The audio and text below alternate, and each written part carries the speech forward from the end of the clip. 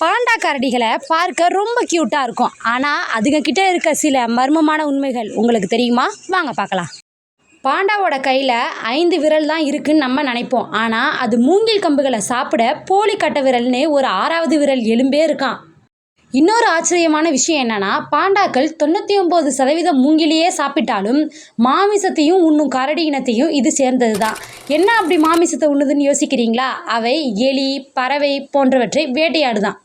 பாண்டாக்கள் பெரும்பாலும் இரட்டை குட்டிகளை தான் பெற்றெடுக்குமா. ஆனால் தாய் பாண்டா இருக்குல்ல, ஆரோக்கியமான ஒரு குட்டியை மட்டுமே வளர்த்துவிட்டு மற்றொன்றை கைவிட்டு விடுமா.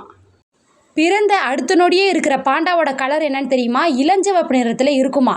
பாண்டா குட்டிகள் ஒரு சுண்டலி அளவில் வெறும் 100 கிராம் எடையில தான் கண்ணே தெரியாமல் ரோமங்கள் இன்றி இளஞ்சிவப்பு நிறத்தில் காணப்படுதான்.